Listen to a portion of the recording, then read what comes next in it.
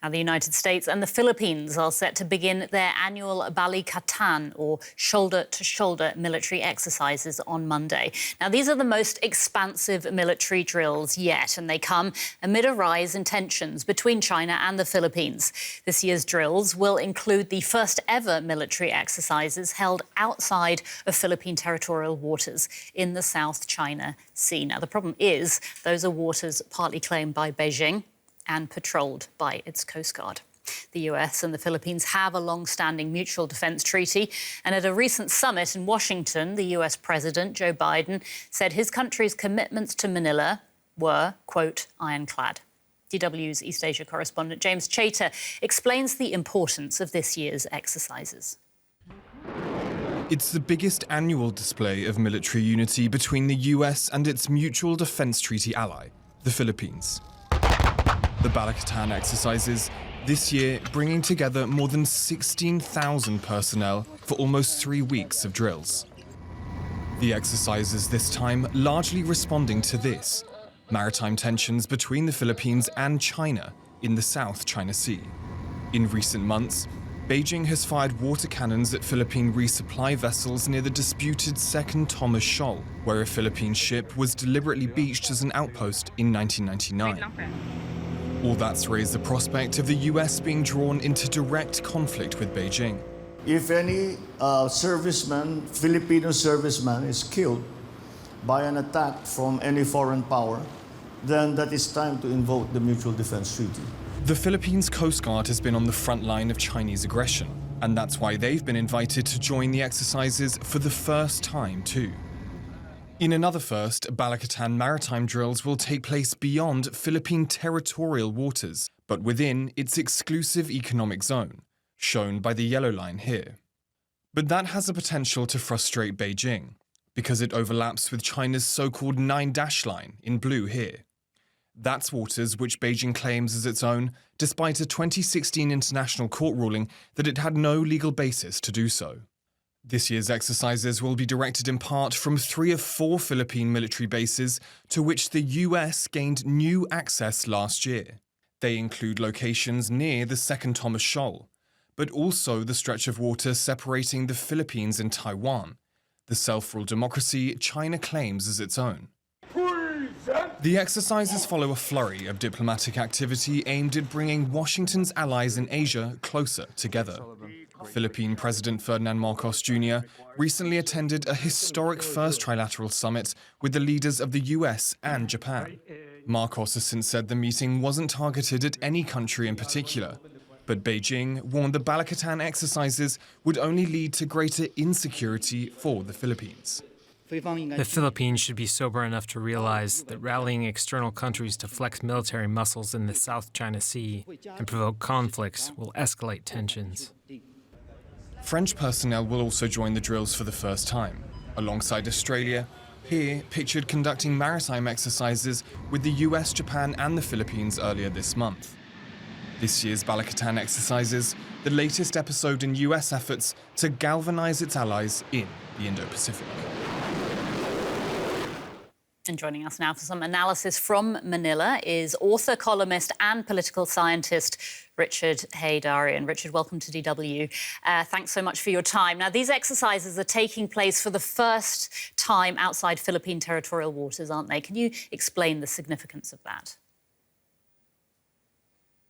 There's so much unprecedented as far as these exercises are concerned. Well, in terms of size and scale of the exercises, last year we also saw close to 16,000 troops, not only from the Philippines and the United States, but there were also participants and observers from other countries, including the United Kingdom, not to mention Japan and Australia. So in terms of size, it's not that different, but it's the orientation, it's a type of weapon system that are being displayed and deployed this year, not to mention, as you correctly pointed out, some of the exercises are going to take place in the South China Sea. That's outside the Philippine territorial sea. So it's a direct challenge to China's expansive claims in that part of the world. And this is one way for the United States to demonstrate its ironclad commitment to the Philippines and also try to deter China. But importantly, some of the exercises are also going to be close to Taiwan. So in that sense, this year's Balikatan exercises has a dual orientation of pushing back against China's aggressive intentions, both in the South China Sea, but also in Taiwan. OK, we just heard there in our report President Marcos mentioning the mutual defence treaty that Manila has with the US. What would that mean? What would it mean if that were to be invoked? Right. So this is the big question nowadays. What will it take for the United States to step in and intervene in behalf of the Philippines? Because over the past 6 months, there were at least 3 incidents where China deployed water cannons to disrupt the Philippine resupply missions to some of the disputed land features, particularly to the second Thomas Shoal, which is a low tide elevation within the Philippines exclusive economic zone, but also claimed by China based on its expansive 9-line claim. Now, in one of those incidents, multiple Filipino naval servicemen were injured. So many are asking whether China is breaching its gray zone strategy, meaning using all sorts of intimidation and bullying tactics, but short of using, lethal weapons, or are we talking about something quite different here? So in light of that, I think the United States has felt compelled to come in and draw the line. And this is a very important way. I mean, another thing we didn't mention here is that the United States also deployed its Typhoon missile defense systems, not to mention HIMARS and a whole bunch of very advanced weapon systems for these exercises. So all of this is showing that the United States and the Philippines also have options. They can have a strong common front should China keep on pushing the envelope. And the US will not be just with empty rhetoric, but it can intervene more effectively if things get really ugly in this part of the world. But let's not forget, the provocateur is not the Philippines. It's China that is threatening Taiwan through potential invasion. It's China that is bullying the Philippines in the South China Sea. So the Philippines is responding in kind. And yet President Marcos Jr. also made it clear he doesn't want to escalate tensions, so he's not going to give Americans extra basing access to the Philippines for the foreseeable future. He's just maximizing what's already there. Political scientist Richard Heydarian in Manila. Richard, thank you so much for your analysis. Pleasure. And we're joined now by DW's East Asia correspondent James Chater, who filed that report for us. He's joining us from Taipei. Hi, James. Now, these are annual drills, aren't they? So what is it that makes these joint exercises between the US and the Philippines so significant this year? Well, quite simply, the stakes just feel so much higher and the region itself feels much more fractious. Over the last year, we've really seen 2 key things change here. We've seen China become much more assertive near these disputed territories in the South China Sea. As I mentioned in that report, sometimes firing water cannons at Philippine vessels, injuring some Filipino personnel too. And then the other thing we've seen happen really is the Philippines drawing much closer to the US and its allies in the region too, like Japan. We've seen President Ferdinand Marcos Jr. take a much more kind of combative approach to China. And at that meeting, this of course is coming off the back of that really important, that historic trilateral summit between the leaders of the US, Japan and the Philippines. The key outcome of that meeting, President Biden reiterating that mutual defense treaty that it has with Manila is ironclad. That's what these exercises are really a demonstration of.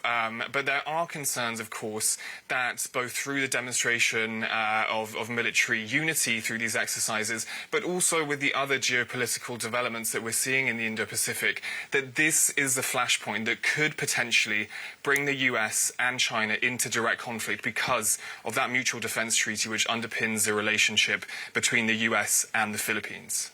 And as we've been saying, some of the drills are taking place in disputed waters. So just remind us again how this joint show of force could worsen tensions with Beijing.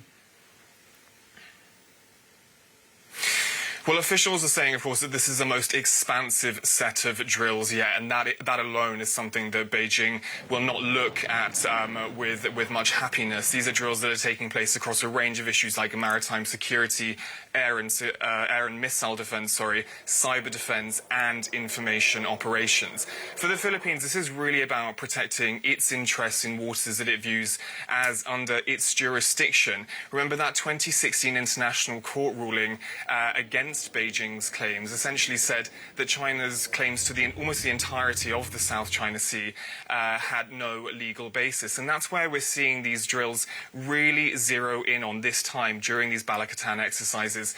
There'll be some drills which are simulating the retaking of islands both in the southwest of the Philippines, near that disputed Second Thomas Shoal, but also critically on islands off the northern portion of the Philippines, in that waterway that separates the Philippines and Taiwan, another place where there's been real concern, of course, in recent years about China being brought into direct conflict with the US and its allies too. China, for its part, has, of course, strongly criticized these drills. It views these types of exercises as part of US efforts to really bring its allies into confrontation with Beijing. It views them as an effort to curb the influence of China in the Indo-Pacific. And actually, just before these drills kicked off today, we had new comments from a senior Chinese official, Zhang Youxia, who's a close ally of Xi Jinping, at a meeting with other senior naval officers from other countries around the world in China. He said, quote, that these types of activities, which he viewed as maritime encirclement,